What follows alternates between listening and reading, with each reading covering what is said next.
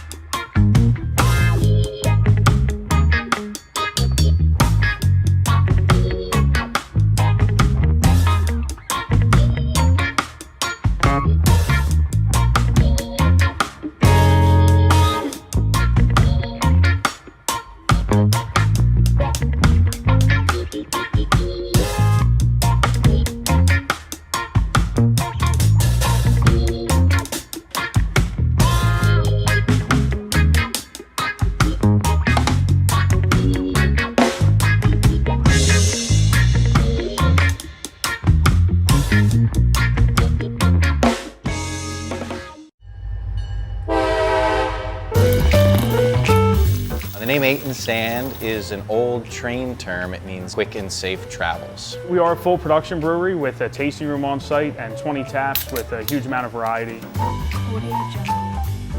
Check us out on our website. It's just www.8andsandbeer.com. Follow us on Facebook and Instagram. We're also in Philadelphia and surrounding areas. We're looking to increase that slowly and surely. I'm Joanna. Here's our host. If laughter is the best medicine, his face must be curing the world. Gary Montroso.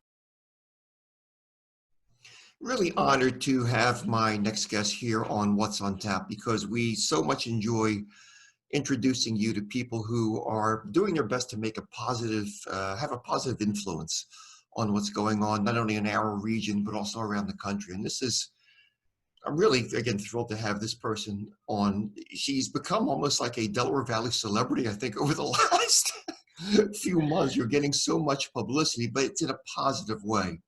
And this is Miss Stephanie Sena. Stephanie, you are the founder and executive director, and you're going to help me on this, the student-run emergency housing unit of Philadelphia, correct? That's perfect. Yes. And the Correct. abbreviation is SREHUP. I don't know whether it's easier to say the full title or the letters at this point, but we're going to get into that. We'll spend quite a bit of time talking about that. But you're also a professor. That's right. I am anti-poverty fellow at Villanova University and law faculty. I'm the professor of poverty and policy in Villanova's Charles Wigger School of Law. What is a professor of poverty and policy? I've never heard of such a course or a program. What is that?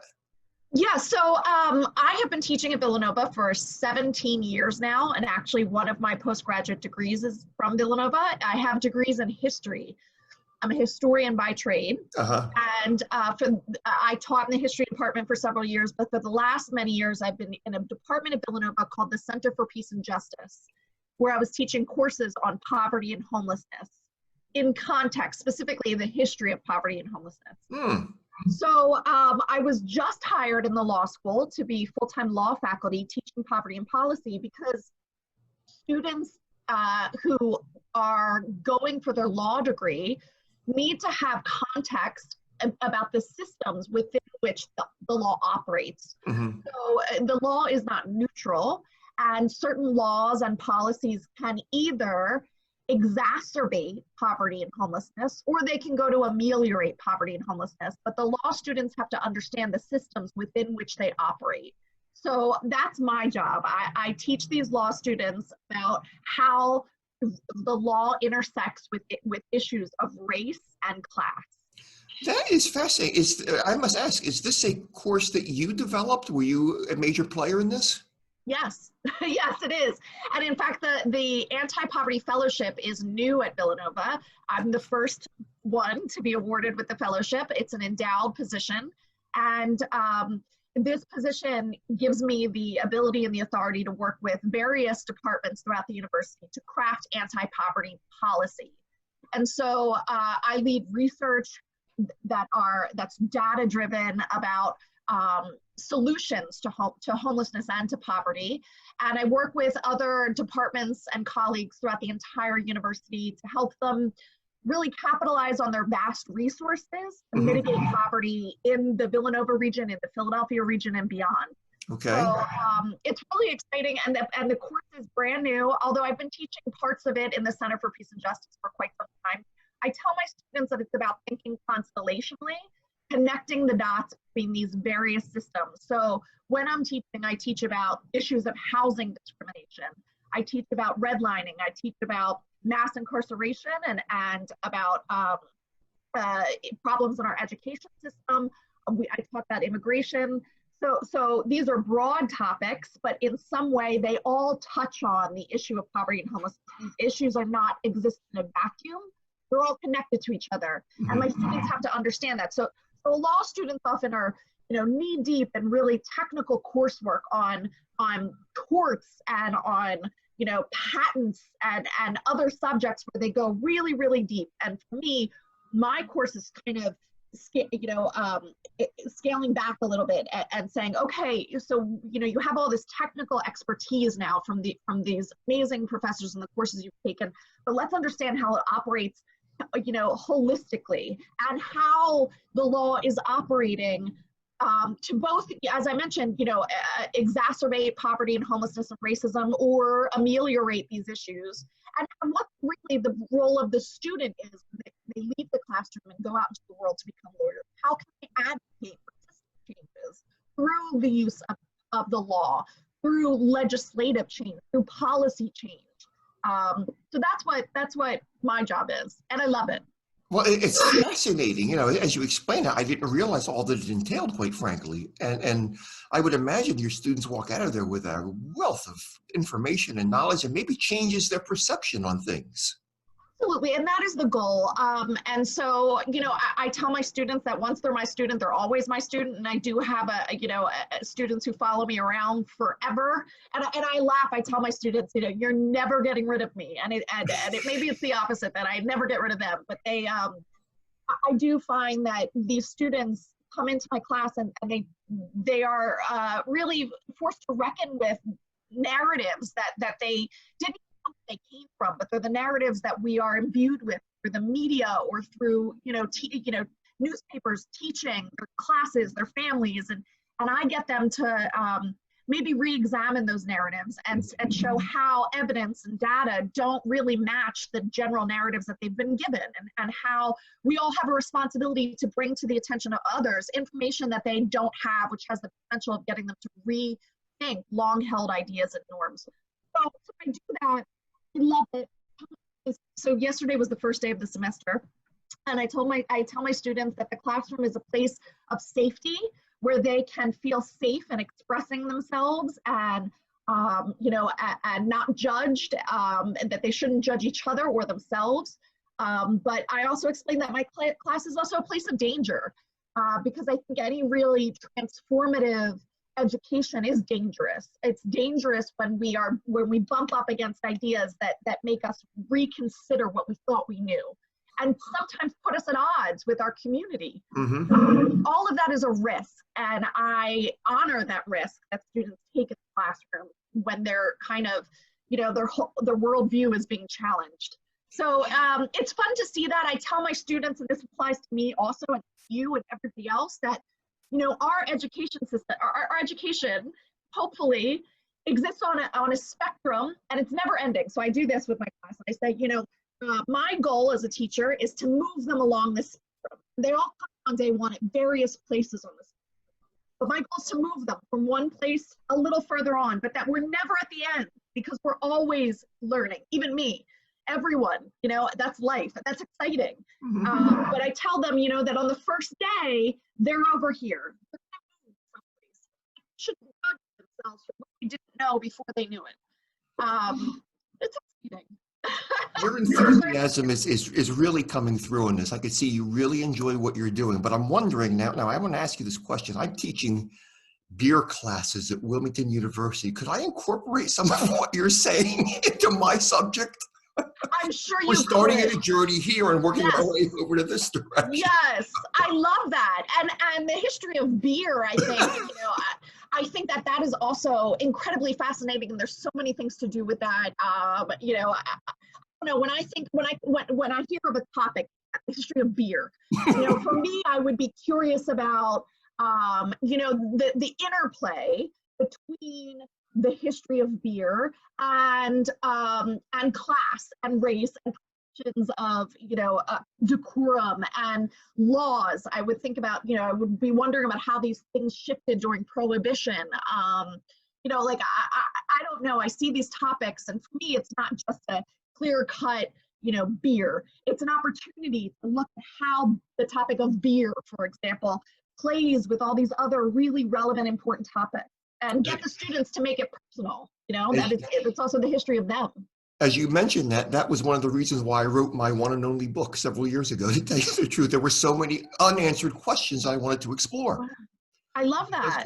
And I'll tell you what, you talk about it, and we don't want to talk about beer that much, but Prohibition certainly was a unique, so unusual time, and there's so much that can be said about that. I've read several fascinating books over the last few years just about Prohibition alone. All right, enough about that.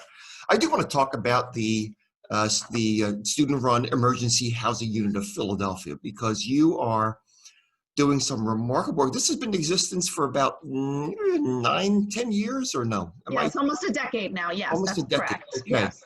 So you're working with so many of the homeless in and around Philadelphia, correct? That's correct, yes. All right, I'm going to start by asking about how many, could you put a number on how many people are homeless, in fact? Oh, sure, yes.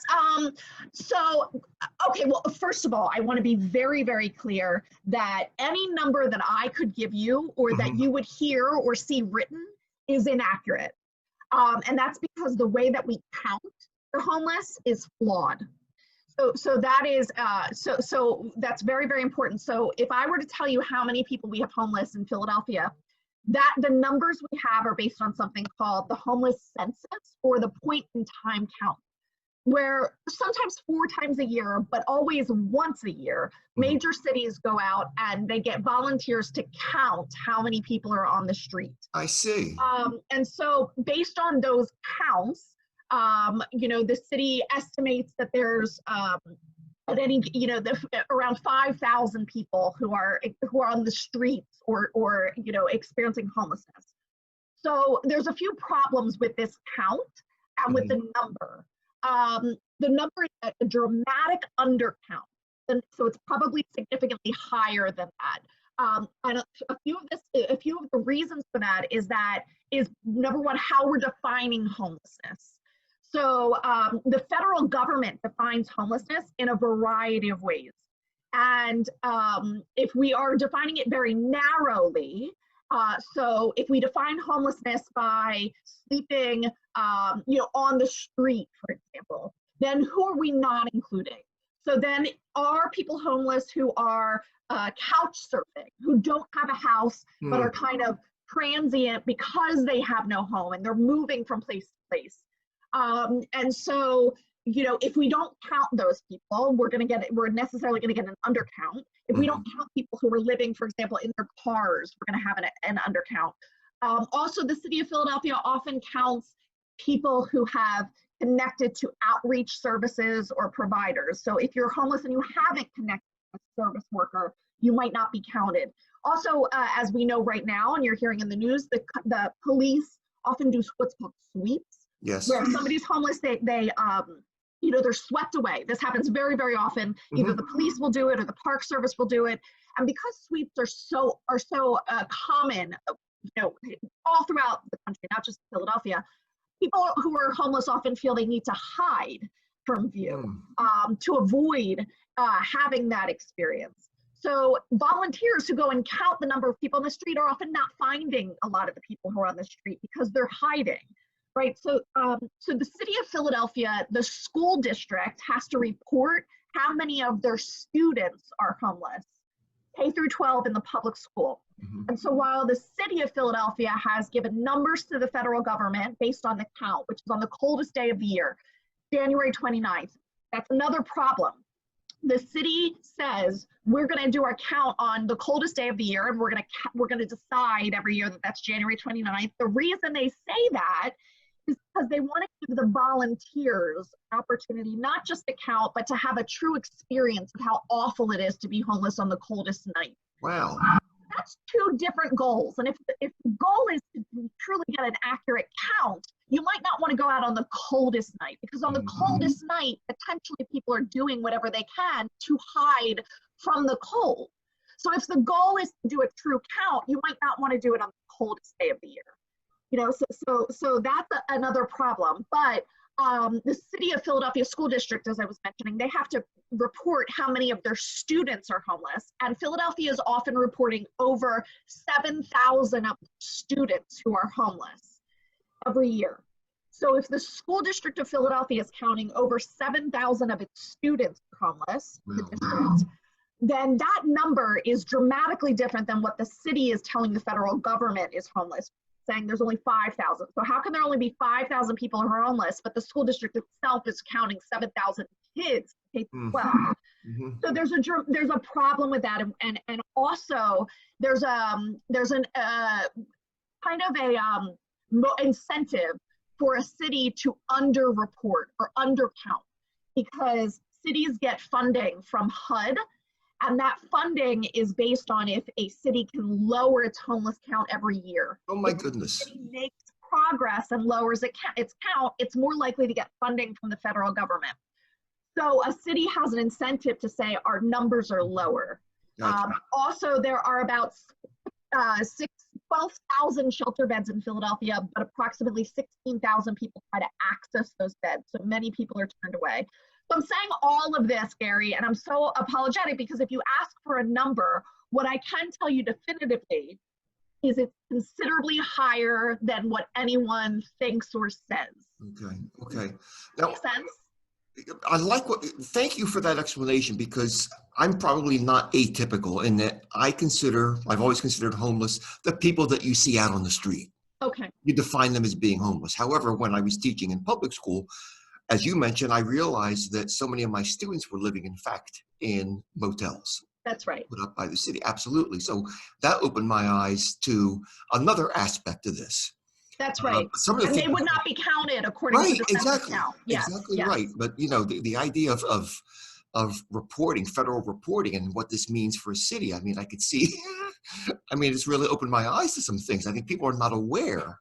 That's right. Of what you've had to say here. I know our time is extremely limited, unfortunately, because I can go on with you for much longer than what you have. But I do want to ask you about your interest and movement in providing the so-called tiny houses.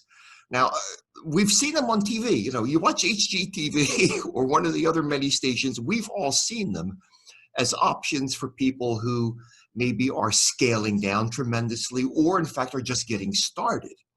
But you're looking at them in another way. You're looking at them as a, I guess, a semi-permanent structure for people, correct? And I know that is correct.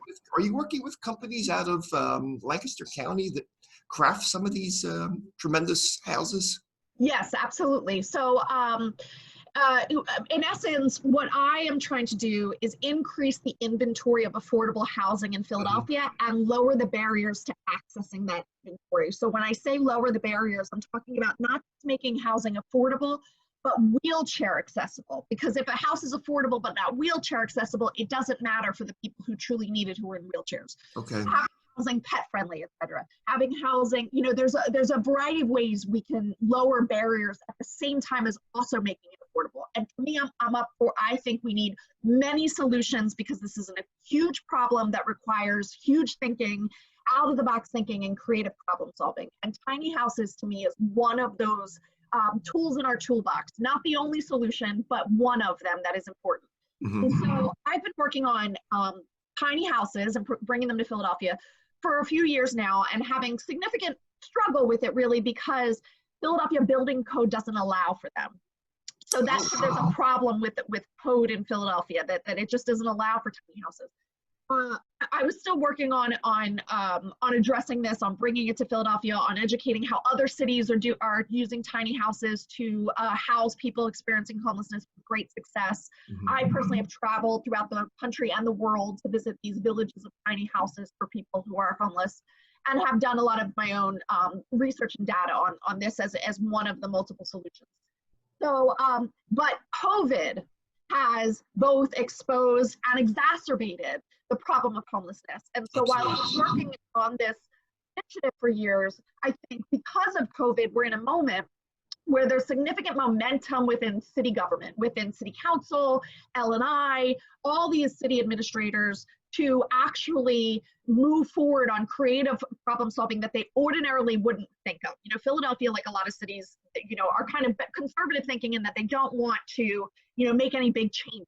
And so I think we're in a moment right now where we're forced to, especially as we see homelessness growing on the Parkway, for example.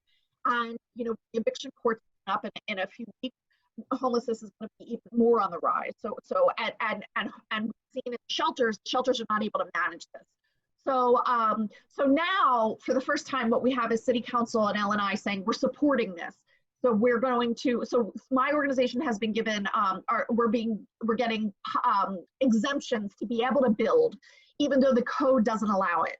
And in the meantime, while we're getting these exemptions to be able to build by right, so you know the city's going to give us land, we'll be able to build what we want, and then we're also working with the state assembly to adjust our zoning code, our building code, because Philadelphia can't just say we want to allow tiny homes. It's actually that's a decision the state has to make for the city. The Commonwealth controls that. So I have to go to the state assembly and have the state assembly pass a bill allowing Philadelphia to build tiny homes. But in the meantime, while I'm working on that, we're building already as a pilot project. So yes, we're partnering with Liberation Tiny Homes, and they're out in Lancaster. They're building the house. These houses will be fully equipped with a bathroom, you know, electricity, water, sewage, you know, laundry, shower, everything they need. It's just a very tiny house. And we're getting plot land in the city where we'll build about 20 of these houses, and also on the spot, about an acre of land. We'll also have a community center where we offer services, workshops, you know, all the things that people need to really survive and thrive, and really community support and shared dining services. So it's not just about affordable housing, it is also about community. But the houses, each house costs approximately $50,000. And that includes hookup to utilities. So with that, we're getting the housing sponsored by private donors, corporations, foundations, etc. So the homeowners aren't paying for the house. Those houses are already paid in full. So sometimes when people say, oh, these houses cost $40,000, homeless people don't have that money. They don't need to have that money. That's already paid for. Now the cost is going to be upkeep of the village because the land is donated by the city. In terms of the upkeep, what we have is condominium fees, basically.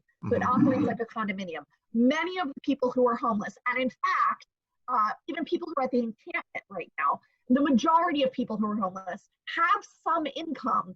Their income is just not enough to afford housing in Philadelphia. There's a gap, first of all, of their income or their credit, that they can't afford housing, or they can't get housing even if they can afford it because of their credit, or they can't afford the move-in fees. These are all massive barriers and also problems contributing to homelessness. So we're taking this population of people, which is actually the majority of homelessness.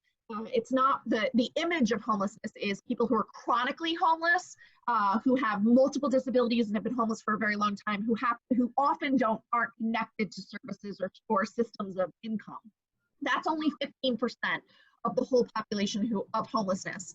The vast majority of people who are homeless might have a small income. They work multiple jobs or gig work, or they're, you know, one woman who's works as a one-on-one aide for children with autism in the Philadelphia district, and a hospice worker. But because of our economy today, she's making about $1,000 a month, which does not allow her to get housing in Philadelphia.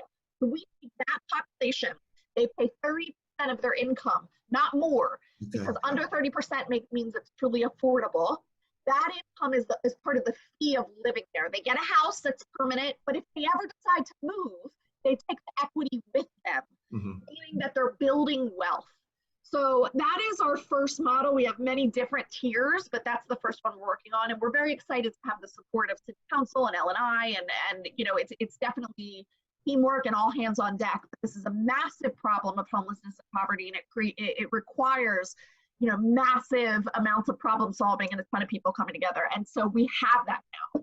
So much more I could ask you, but again, we're up against the clock. I know that. I would ask you to tell us how people can reach out to you and contact you. Social media, is that a good method Social or media what? is fabulous. Yeah, absolutely. I'm on Facebook. I'm on Instagram. My organization is. People can either find me directly, Stephanie Sena, or my organization, SREHUP. I will just really quick mention about the name that you were saying. I don't know what's easier, SREHUP or Student Run Emergency Housing Unit of Philadelphia. It's a mouthful, and I wanted to just quickly tell you about why it's a mouthful. Homelessness is so stigmatized in Philadelphia and throughout the country that there's a lot of NIMBYism. And so a lot of people don't want a homeless shelter in their backyard. NIMBYism, not in my backyard. And so when we were founded 10 years ago, our lawyers picked the name on purpose so that it would be confusing. Yeah, so that people would not, if we called ourselves like the, Philly homeless shelter, we would have a whole bunch of people trying to shut us down. So our lawyers said, we're going to make the name as confusing as possible. And so that's exactly the history of the name. That is forward thinking. I really love you talking about. We have great lawyers. That's it. Stephanie, could we check in with you in a few months? To see how things are going. I'd really enjoy that. Yeah, I would love that. Thank you, That Gary. is so cool. Thank you so much. Again, I could go on probably for 4 hours Sure. with you because it's just such a fascinating story that you have to tell, and you've awakened me to so many things that I didn't know, and I'm sure I'm not atypical in that aspect of it. So, Stephanie Sena, thank you again, and we'll keep up with you. And thanks for joining us on What's on Tap. Thanks so much for inviting me. This was real fun. Thank you, Gary. Thank you so much. Okay, bye-bye. Take care. Bye.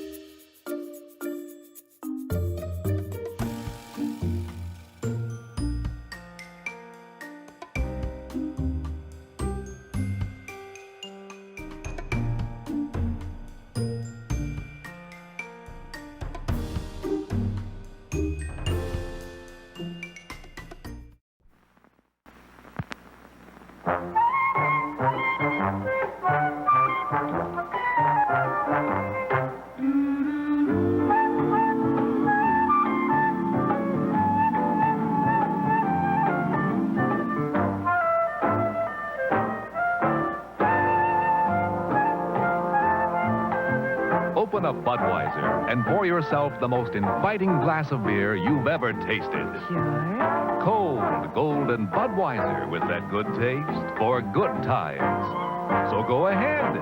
Live life, every golden minute of it. Enjoy Budweiser.